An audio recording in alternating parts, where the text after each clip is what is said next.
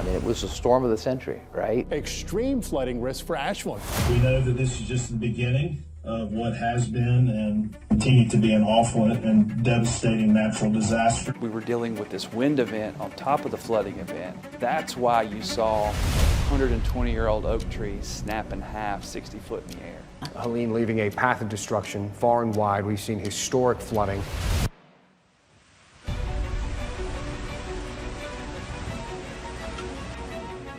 My primary concern was landslides. Really, it was?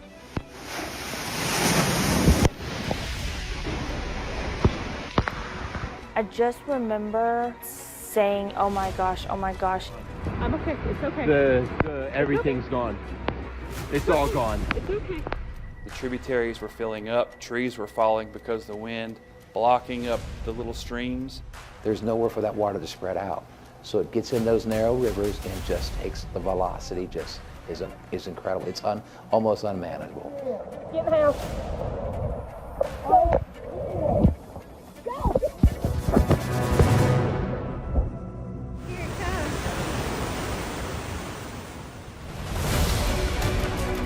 Oh, God.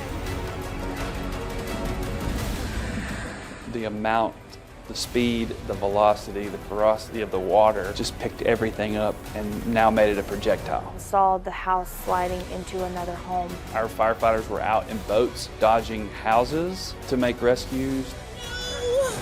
Oh, no.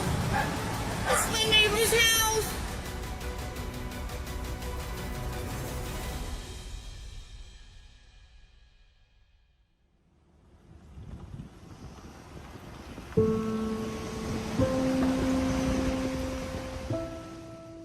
Hurricane Helene took so much from western North Carolina. This is our home.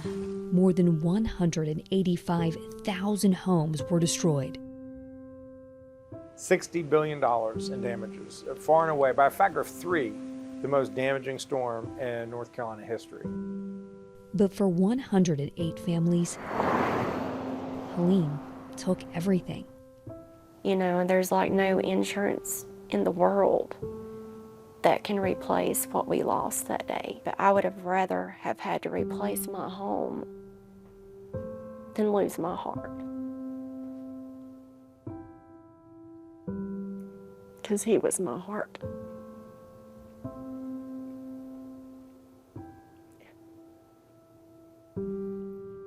I had the bedpost in my hands and the bed was floating, and she was on the bedpost with the 3 dogs. I looked up and there was a big tree, and I told her, hang on, we're gonna hit a tree. We hit the tree, and I couldn't hold on to her. They're never gonna forget that pain, that hole in their heart. So what we have to do is try to embrace them, help them move forward, help communities move forward, and really the best way we can do that is by showing up, by being here. We want to hit as many cities, as many counties. I'm WRAL documentary investigator Cristin Severance. What are you hoping to get there? I teamed up with WRAL anchor reporter Eric Miller to look back on all of it 1 year later. When the French Broad River rose, it was kind of like a train pummeling the town. We revisited as many communities as we could. We're spending today in Bat Cave, Lake Roar, Chimney Rock, and just getting here was tough. We're just getting into Marshall here, a town that was absolutely inundated from end to end by the French Broad River.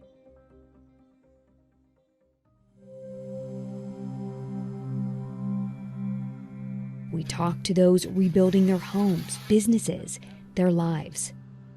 It's like 90% of people didn't have flood insurance. So we did have disaster insurance, but we were full denial. In my case, both my parents are gone. The house, totally gone. And the insurance company will look at you and say, we're sorry. They don't cover anything. And then FEMA comes through and FEMA looks at you and says the same thing. There's nothing we can do for you because they're no longer with us. Do you feel forgotten by legislators? 100%. They show up, they've been here, they've seen it with their own 2 eyes, and they've never came back.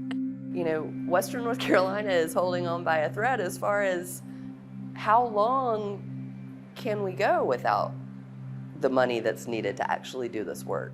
The delays in funding, especially from Washington, has been really one of the most heartbreaking things. These delays have real-world consequences.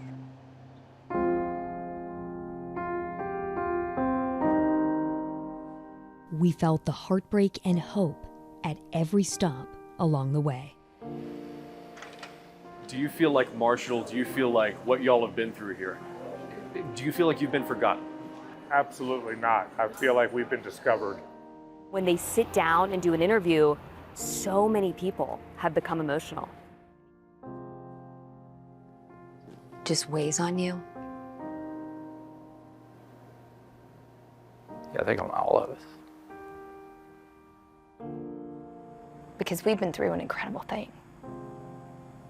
And when we talk about the people that we've gone through it with, that's powerful.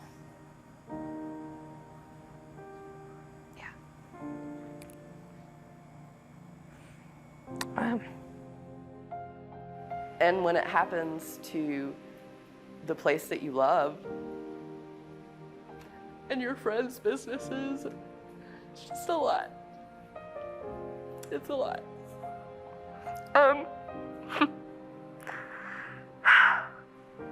It's hard watching people struggle. I know you can't. We've seen the best North Carolina, the best of America here, and I just want to let people know that it exists and that we remain hopeful, that goodness is out there, grace is out there, it's real. We felt it, and I promise you when your time of need comes, your friends of the mountain will be there.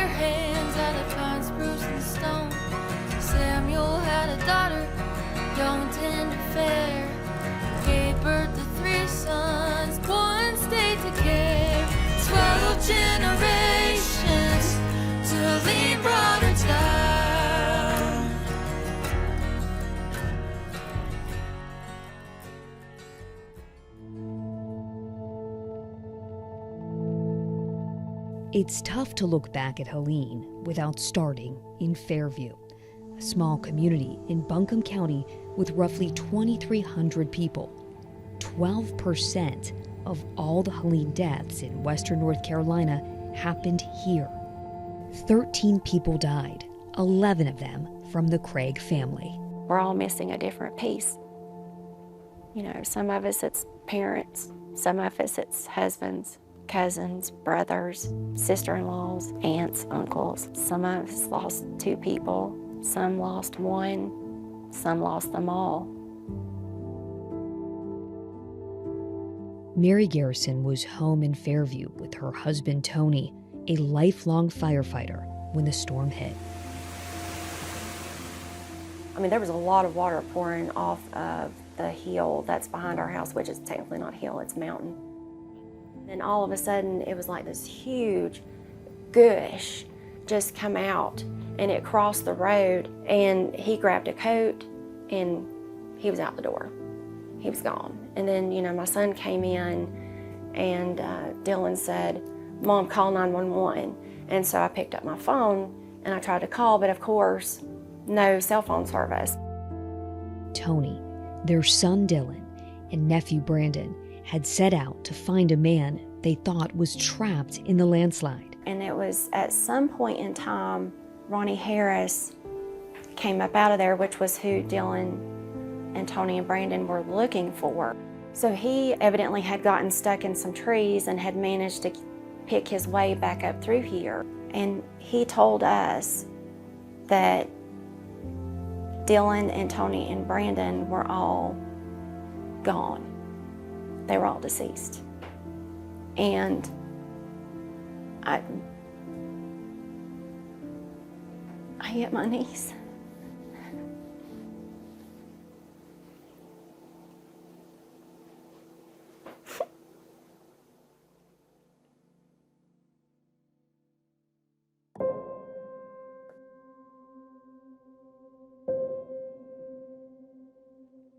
But at some point, we heard that there had been a second slide.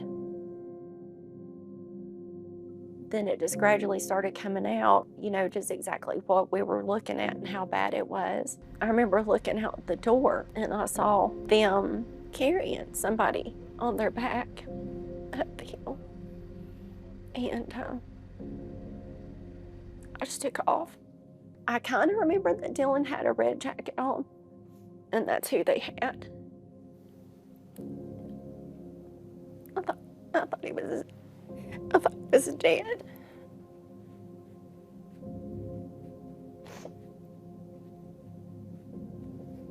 He was alive.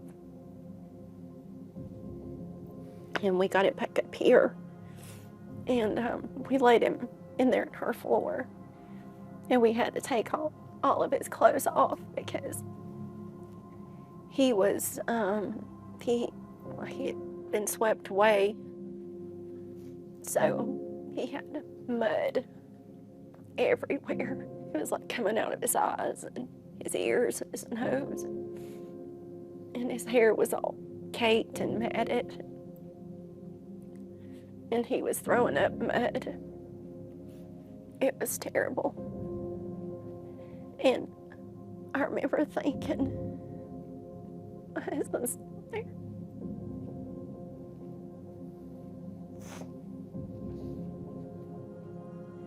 And Brandon's down there. And, but Dylan's alive. And I have to try to keep him here. It was so difficult for them to even get assistance in here to us because we were stuck between two slides. They came and they loaded Dylan in the back of a truck. We finally got to the emergency room. Then Mary had to tell Brandon's mom what happened to him. And I had to tell her that her son was gone. That was the hardest thing I've ever done in my life.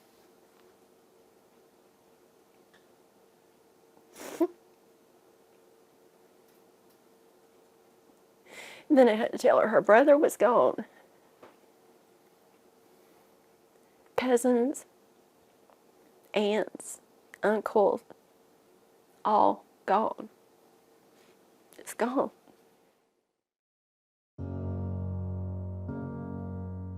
"13 people from one holler gone." I met with some other members of the Craig family at the Guerin Creek Fire Department, where Tony Garrison worked, to talk about this past year. Does it feel like it's been a year? Sometimes it feels like it's been forever. Sometimes it's just like it just happened. Tony's cousin Cindy lost her parents, Dan and Evelyn Wright, when their home washed away. I just remember saying, bless their hearts, because, I was hoping that it happened fast, that they didn't have any kind of fear or suffer, or, that I was just concerned that none of them suffered, that it just happened really fast. What's it like being back here like this? It's never going to be the same. It's just never going to be the same. Brian Craig lost his parents, Lois and Jimmy, when their home was carried off by floodwaters. Just when something like this happens, like for me, you're searching for anything.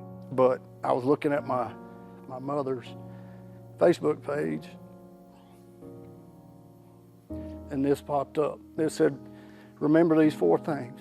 God will make a way for you. God is fighting your battles. Prayer is the best medicine, and trust God's timing. And that's what I do.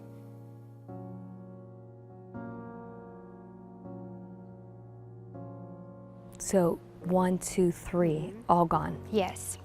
And Alicia Craig lost her mother and father-in-law, Sandy and Ronnie Craig, when their home was also swept away. They lived next door. Like my father-in-law's truck is still sitting over there, and for some reason, I do not want it to be moved. It's just something that is still his. So it's just a lot. Father-in-law Ronnie built Alicia's house. A camper slid down the mountain and crashed into it during Helene, but it's still standing. We ate dinner together every night. Like we're just a really close family. So to not have them anymore has been really hard for all of us, my husband and my boys and myself. So it's not been easy. I mean, it's sad because I grew up, that was my great-grandparents' house. Cousin Amber Ballou lost her home in the storm. Her great-aunt and uncle, Terry and Freddie Pack, and their tenant, Chase, lived next to Amber. All three died when their home slid down the mountain. I just can remember telling my husband, I'm like, it's just a home. This is nothing right now. We have people to go find. We have loved ones to go see. She was 5 months pregnant and took shelter at the fire department when the homes started sliding. She knew many family members probably didn't make it, but she couldn't bring herself to say it out loud. When I was on my way to my house, that's when I saw 3 of my family members asking about their loved ones, because I ultimately knew. And that was survivor's guilt that caught me. Because they're coming to me for an answer, and it's not my duty to tell them that they were missing.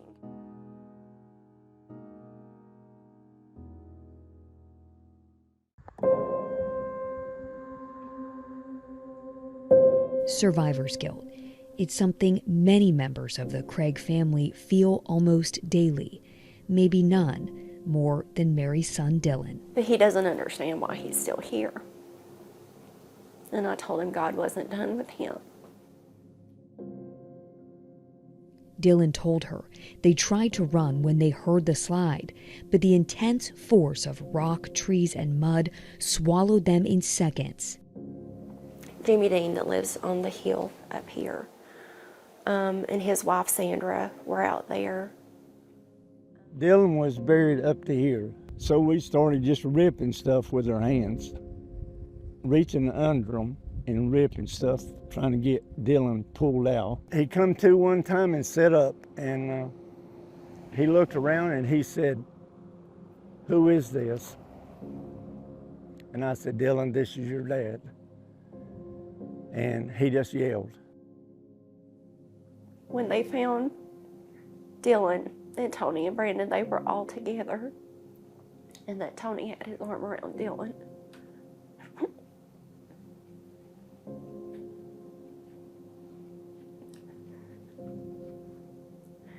So, I think that's how Dylan survived, honestly.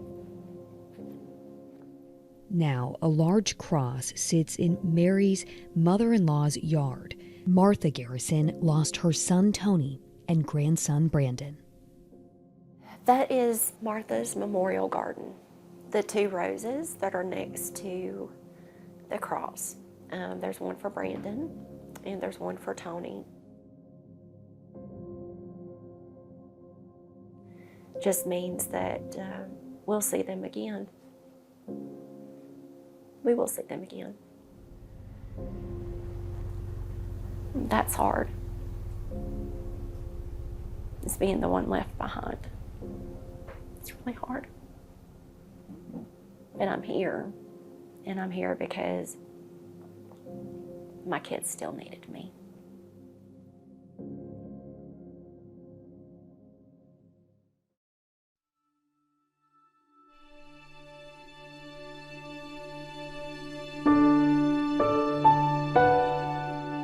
"70 miles from Fairview is the small town of Elk Park, North Carolina. It's in Avery County, near the Tennessee border. 1 year after Helene, a sense of closure still missing for Kim Ashby's family. Tell me about your mom. Oh, she's such a beautiful person, such an incredibly giving soul. Going on a bear hunt. I'm not afraid of you. She's great with kids, and as a mother, she was always present, always laughing, always dancing. That's who she was. Kim and Rod Ashby married in 2019. They had 5 adult children between them. There was something about her and Rod that was perfect. We had always wanted to be in the mountains. They had planned this like small cabin. It didn't turn out that way. It was huge, and it was because the more that they thought about it, the more they were like, we're gonna want our kids here. We're gonna want our grandkids here. The land that we bought, the highest that water level had ever kind of been in that area was about 5-6 inches. I had floodgates all the way around the house. And so that allows water to come through without you having to be there and do anything about it. It was built for that, in case something was to happen. Everybody that I talked to said that house would withstand anything. Obviously not.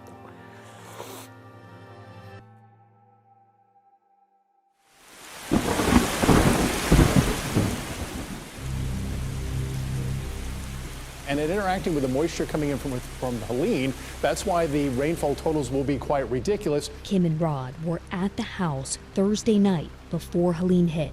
It was raining. It wasn't raining hard. It wasn't that bad. Friday morning, it was still raining. I did see some water coming through the house on the bottom. It was probably about a foot deep. The water was running through the house exactly like it was supposed to. An hour or so later, the river kept rising and everything changed. Rod said a pillar on the house broke away. Let's just get out and we'll go to higher ground. They never had the chance.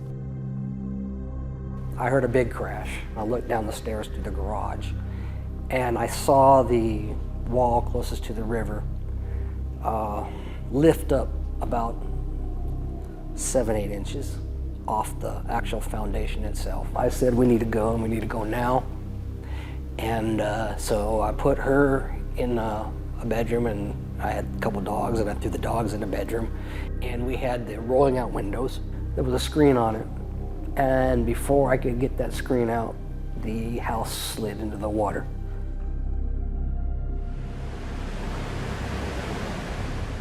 This is video of Rod and Kim's mountain home in the river taken by a neighbor. Rod gave us permission to show it for the first time. I had the bedpost in my hands and the bed was floating, and she was on the bedpost with the 3 dogs. I had windows around the room, and so I could kind of see what was going on. In the house, when it slid into the water, it kind of slid in the water and it started to turn. And I could see the house turning, and I could see the house going into the embankment of the river. The house hit the embankment river and basically fell apart. I was in the water. I was trapped. I was able to get on top of the debris. Kim was about 20 feet in front of me.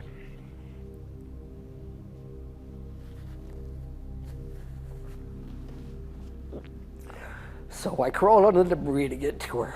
I could actually had her starting to come up out of the debris, and I told her, hang on. I knew where we were at in the river, vicinity-wise. I knew that we had to get off because I know the river went around a bend, and after that bend, it hit a big waterfall. So as I was trying to lift her, I told her, you know, I looked up and there was a big tree, and I told her, hang on, we're gonna hit a tree. We hit the tree, and I couldn't hold on to her.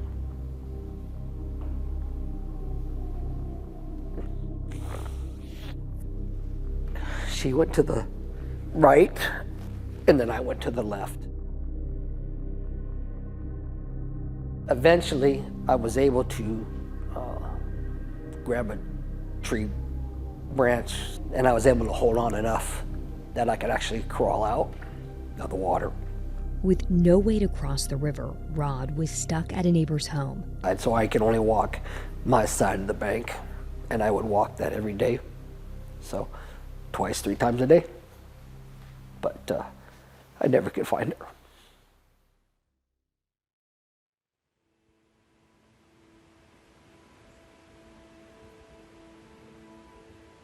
He said it took days to reach anyone. Because nobody really knew what had happened in that area. There was no helicopters, there was no food, there was no water, there was nothing there. Finally, a neighbor with Starlink made contact with Rod's family. Kim's daughter Jessica was 6 months pregnant at the time. Jessica's wife told her the news. And she has just tears in her eyes, and she could like barely get it out, but you know, she goes, your mom's missing, and no one's heard from her. Jessica started posting and trying to contact anyone who could help with the search. Then people were reaching out being like, okay, we're doing flyovers, tell us the coordinates of where they're gonna be. And it was a lot of logistics, but a lot of, we don't know what the hell's happening, but it was just poorly managed. And even when FEMA came in, there was about a week of really good searching. There was one day that we got a video from my uncle, but there were, I don't know, 30 vehicles coming, and there were, you know, hundreds of people, and there were search dogs and this, that, and the other. And he was positive we were gonna find her that day. And then to have to come back and say, we still haven't found her, is just, it compounds that loss and that feeling of helplessness. She said the search ended around Thanksgiving. Too much time had passed. It started to snow. She was an incredibly beautiful person, and what a terrible way to say, not even be able to say goodbye. It's just wild. Kim's family is left with so many questions, including what caused the home to collapse. I can tell you that something had to hit that wall to knock that wall out. That high water bridge was sitting all over my property. And it's still there to this day. It still has not moved. The bridge was in critical condition almost 14 years ago. If that bridge did have something to do with it, it would help me get through some things to understand that at least what I did was not the total cause of the situation. You said that house passed inspection and you had floodgates everywhere. Yeah, it did. And it was working as it was supposed to. I watched it. I watched the water go through it. But some questions may never be answered, like will Kim Ashby ever be found? Sometimes I think about that as, to be honest with you, she's in her resting place and I don't want to disturb her. And will the big life moments always feel her absence? Daughter Jessica was 6 months pregnant when her mom went missing. She gave birth that December. This was my second child that I carried. My first child, I had a stillbirth at 36 weeks. And my mom was in the room with me the entire time. So this was the first child that hopefully was going to be born alive. And it would have been perfect to have her there with me to kind of cap the previous loss. And so not having her in the room was really, really hard. No one should ever have to be lost in this way. But it happened to one of the best people this world's ever seen. So, and that's why I tell people now, you just don't know when those last words will come.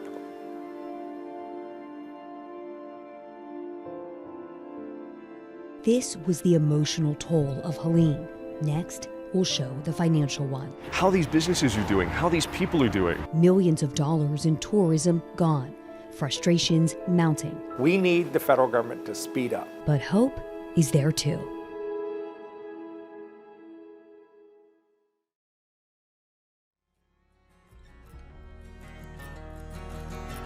Mother Corey died here, Jesse learned to walk.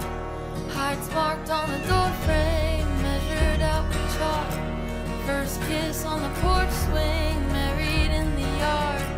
House full of stories, sacred and scarred. 12 generations till Helene brought her down.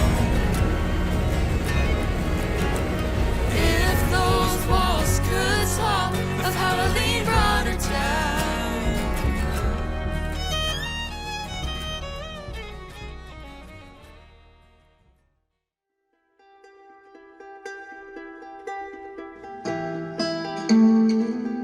Western North Carolina is roughly 12,000 square miles. Helene impacted 17 of its 23 counties. 1 year later, some towns are rebuilding, others still stuck. Right outside of downtown Asheville is Biltmore Village. Floodwaters rose up to 6 feet, impacting every business in the historic shopping area. It's where I talked with my colleague, WRAL anchor and reporter Eric Miller, who traveled all over western North Carolina in the days after Helene. This is what it looks like when people's lives are put into a blender. Some major roads across the mountain have already been cleared. There are so many trees down, landslides, and washouts here on Highway 176. It's not clear when this road could reopen. This has information on where to get food, medicine, and electricity for those who need it. You know, I wanted to ask, what has it been like being back? Because you had spent so much time here. It's surreal in a lot of ways. And you go to these places and sometimes they look completely different. Sometimes the renovations have been completed, the cleanup has happened, there have been repairs made, and that feels, you know, miraculous. And then you come to places like this, you come to Biltmore Village, and you see all of the boards all on the windows. Or you're in Green River Cove, where we were yesterday, and you see a house sitting on its roof.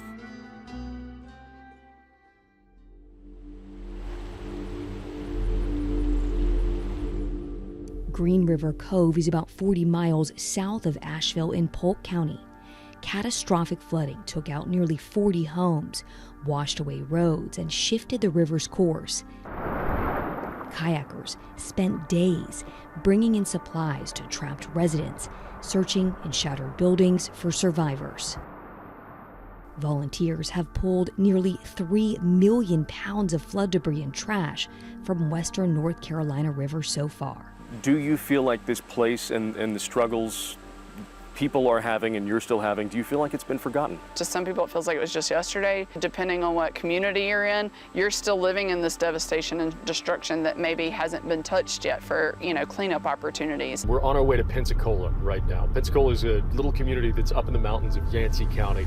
It was incredibly hard hit by Helene. Landslides dropping down off of the surrounding mountains, homes completely destroyed. It was a hard hit place that didn't get a lot of attention, didn't get a lot of help. Almost a year later, the people in Pensacola are just now seeing work to fix roads and bridges. There's still so many displaced people because of lack of bridges, driveways, gravel. Claudette Childs has lived here her entire life. Helene took her family's historic store, killed friends and neighbors, and left her cut off from the outside world. When you look at the federal response and the state response, I don't want to go there. why don't you want to go there? Because it pretty much does not exist, has not existed. The help that we've received have been through private organizations, volunteers.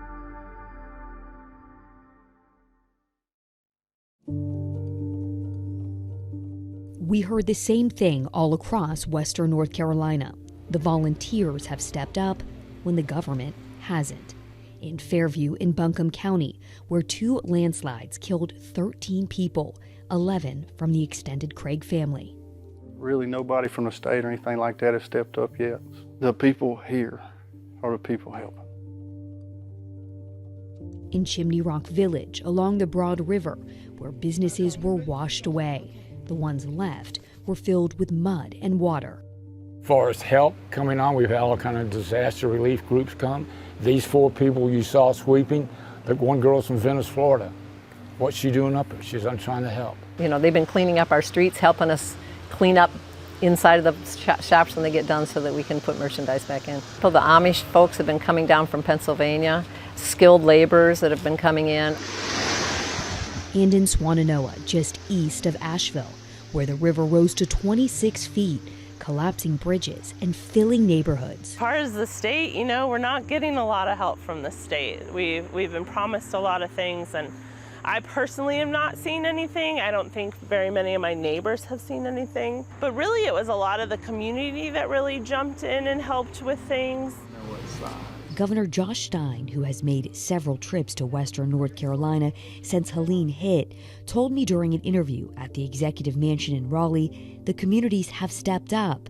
Now it's the government's turn. I just want to make sure that our government matches their passion, their determination, their grit. They have supported each other. We must support them. How much did you ask the legislature for, and how much have you received? I asked for about $2 billion, maybe $1.75 billion. I've received in 2 appropriations from them over $1 billion, $1.1 billion. I think what the General Assembly has done is a very good start. Governor Stein said that money has gone to help farmers with crop loss and small towns rebuild infrastructure. And so I'm going to come back to them and need more funds. To receive billion-dollar increments for a $60 billion disaster, that's going to take a long time if we keep going at this pace. The lawmakers have a pot of money that they haven't let go of. So there you go. That should be distributed to the people, and some of them haven't even been up here. They have no clue. They have no clue about Western North Carolina, and they represent the whole state. And that's the big dogs in the legislature. When it comes to federal funds, Stein has asked Congress for nearly $12 billion to repair bridges, roads, and utilities. Typically 40, 50%, sometimes 60 or 70% of the overall damages come in the form of relief from the federal government. So far, of the $60 billion in damages we've experienced, North Carolina's received about 8%. 8%. It's just not enough. And then there's FEMA. The agency is supposed to reimburse towns and municipalities for the work they've done, from debris removal to repairing essential services. They do the work, and then they submit the invoice, and they wait, and they wait, and they wait. And it takes too long for FEMA to reimburse these local governments. Some of these projects could be $2, $3 million, and some of these governments' budgets may be $15 million. Overall, for the whole year. And so we're talking about a serious percentage, a substantial percentage of the overall budget being held up. And so there are these cash flow problems. DHS Secretary Cristin created a new policy to personally review almost every request before funds are released. Is that causing delays? It has caused delays. I mean, she requires her personal review of every expense reimbursement over $100,000. Every expense reimbursement is for more than $100,000, or about every one of them is. And so it's just adding another step. And then there's a DOJ review that just goes and looks at everything that FEMA has already approved, and then everything that Homeland Security has already approved. So they've now added 2 additional bureaucratic steps to a process that was already too slow. It's a bipartisan frustration. U.S. Senator Ted Budd, a Republican from Davie County, withheld his vote for a DHS nominee to call out FEMA for being too slow. The next day, FEMA released $12 million to Western North Carolina. I called him this morning to thank him. He has recognized this deficiency with FEMA and the layers of bureaucracy they've added to an already bureaucratic process. We need our representatives to fight for North Carolina, and I was pleased to see that. Should it take that, though? No, it shouldn't. You shouldn't have to fight your own government to do right by the people of Western North Carolina. But if that's what it takes, that's what we will do.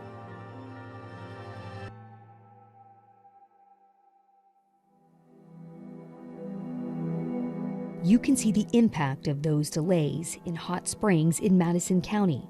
The Appalachian Trail runs right down the middle of the small community of just 500 people. The historic downtown and critical infrastructure were underwater. What has been the biggest challenge over this last year? Really the cumbersomeness of the government. Just waiting on FEMA. Waiting on that money, yeah. It's money that many of the projects, the money's, yes, you can have it. Where is it? Wendy Stansel is on the Hot Springs Town Council. They have 19 infrastructure projects to complete. I mean, our biggest one, we have to relocate our sewage treatment plant. So that project is estimated to be about $12 million. Hot Springs has been approved for federal funds, but the town hasn't received a dollar. Western North Carolina is holding on by a thread as far as how long can we go without the money that's needed to actually do this work. The disaster, the recovery, the wait. Stansel said it can get overwhelming. When it happens to the place that you love and your friends' businesses, it's just a lot. It's a lot.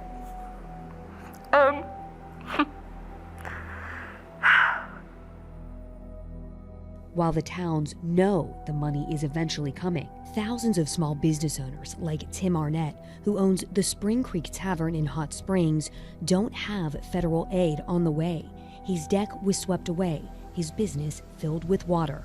FEMA doesn't help businesses, and so they just tried to direct us to SBA loans. Which most people are still paying back from COVID. His employees have been waiting on them to open with no income coming in. Having to tell them over, guys, we're not there yet.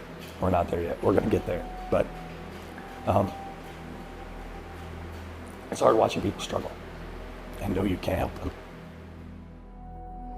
I think we will look back, and one of the failures of our recovery is the lack of having a system and money going to small businesses. Mayor of Canton, Zeb Smathers, said there is little actual help to keep these businesses afloat. But if businesses don't have a way to survive, you really don't have a recovery in the end. By the time this is all said and done, it's probably going to cost $500,000. So what are you doing? Savings? Like, is it on you? Yeah. So again, contributions, donations have been, mind-blowing.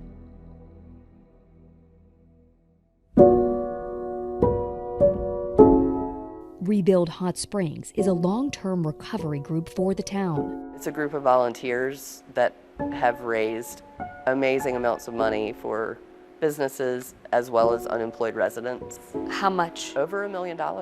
We are a very independent town, and we like to take care of our own, but I don't know where we'd be without people helping. It's a lot, and then at the same time, being part of such a grassroots effort to recover is so powerful and inspiring, you know?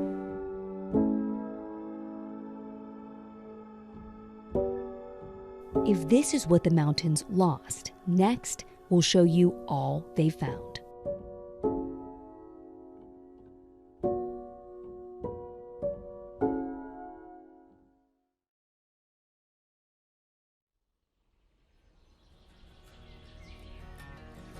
God's wrath upon her in the fall of 24. 2 feet and rising, she heard the water roar. Bodies in the river, bodies on the shore. Pine, spruce, and stone, they don't stand here no more. 12 generations, Celine brought her down. Those 4 walls stood strong.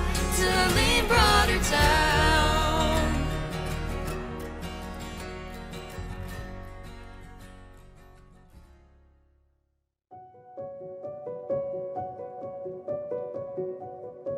Marshall in Madison County was flooded end to end during Helene.